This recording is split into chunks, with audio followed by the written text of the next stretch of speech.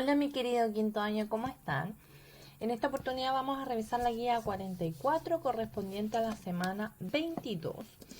Y esta guía se llama Parte de las obras dramáticas, ¿ya? Porque la semana pasada nosotros introdujimos, ¿cierto?, el término y el concepto de obra dramática. Bien, esta semana vamos a ahondar un poquito más sobre el tema y vamos a hablar de las partes, como dice ahí. Entonces, el objetivo de la guía es leer y comprender una obra, reconocer y aplicar signos de puntuación en una obra dramática. Y esto es lo nuevo que trae la guía. Eso se me había olvidado comentarle. Entonces, recordatorio, el próximo libro se llama Sadako y las 1000 grullas de papel. Como ya le dije, un libro hermoso. Bien, seguimos. Entonces, acá está. Bien, vamos a hablar de las partes de la obra dramática. Bueno, ya sabemos lo que es un texto dramático, sabemos que es este texto escrito, ¿cierto?, por un dramaturgo, el cual tiene como objetivo ser presentado en una obra teatral, ¿ya? Que es la puesta en escena de esta obra dramática, no es lo mismo, ¿ya? Entonces, generalmente este texto dramático está dividido en partes. La función principal de este texto es guiar a los actores y al director para una representación fiel de la obra sobre el escenario, ¿ya? Generalmente las obras presentan una estructura formada por acto, escena y cuadro. Acto, escena y cuadro, ¿ya? Esas son las partes. Entonces, el acto, fíjese aquí, es la división mayor de una obra y generalmente se enmarca en grandes momentos, ¿ya? Inicio, desarrollo y final. Y el término de un acto se indica con la caída del telón. Entonces, la mayoría de las obras, no todas, está dividida en varios actos, ¿ya? Y el acto, ¿cierto?, se divide o se identifica, ¿cierto?, por el cierre del telón, que puede ser así o así, ¿ya?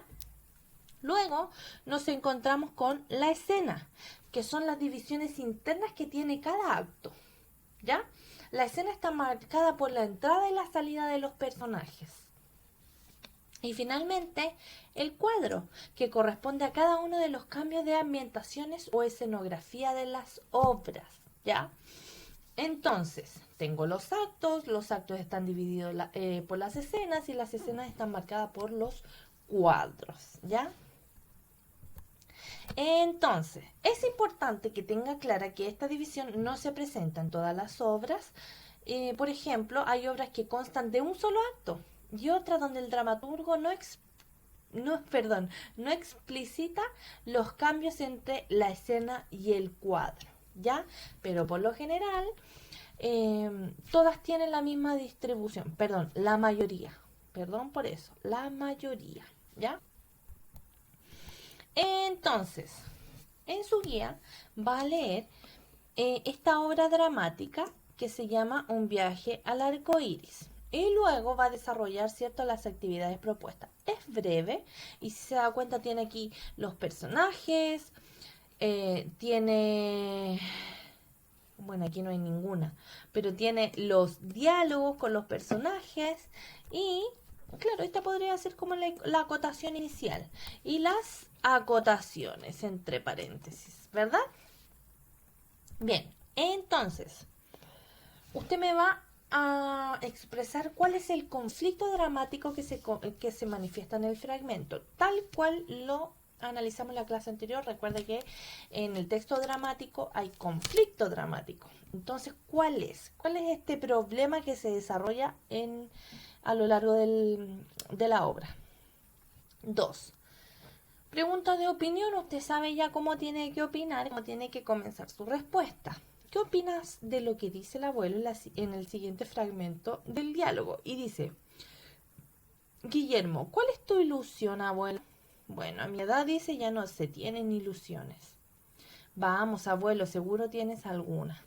Entonces usted tiene que opinar sobre qué piensa, ¿cierto?, sobre esa frase, ¿ya? Bien. 3.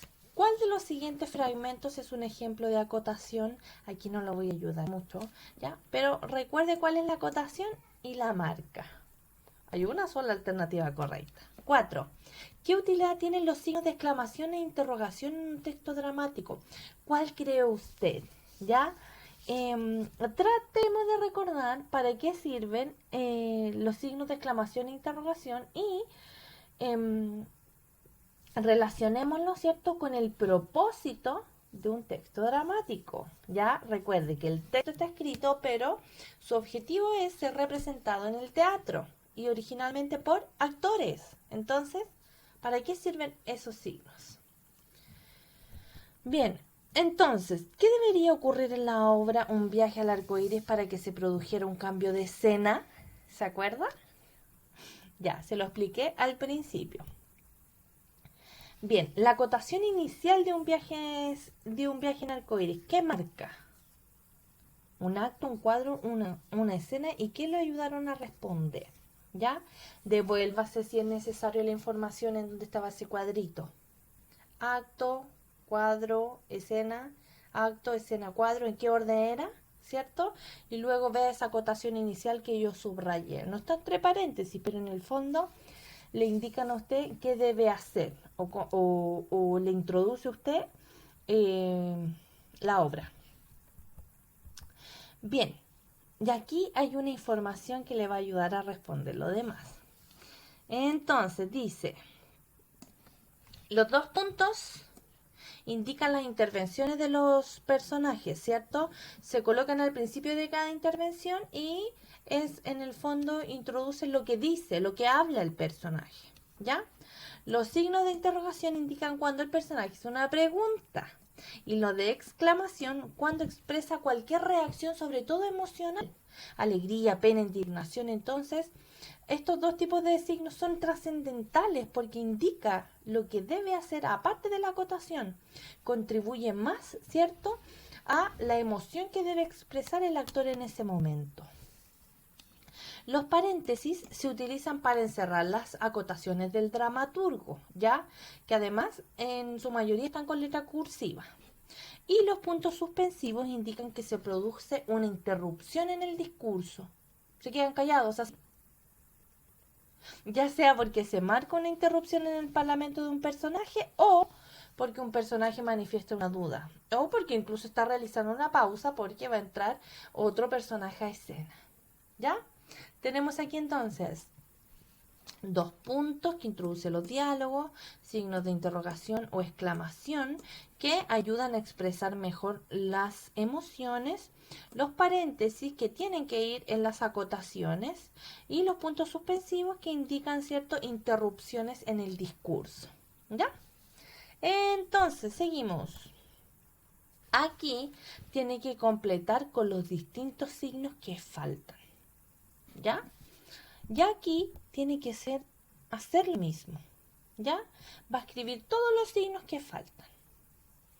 Ya sea 2 puntos, exclamación, interrogación, punto suspensivo, etc. Y aquí yo le pregunto, ¿cómo continuará la historia? Recuerde que el anterior es un fragmento. Entonces, yo le digo que invente un final que solucione el conflicto dramático de esta obra. Para ello, ojo aquí, debe crear una nueva escena que transcurra en un nuevo cuadro. Además, debe integrar un nuevo personaje. También debe incluir parlamentos como forma de comunicación entre los... Eso no lo tiene que olvidar. Luego, debe integrar a lo menos una acotación. ¿Ya? Y finalmente, también debe utilizar signos de interrogación, exclamación y los paréntesis correspondientes aquí. ¿Ya? Una vez, tiene hartos de la guía, aquí yo le puse poquitas líneas.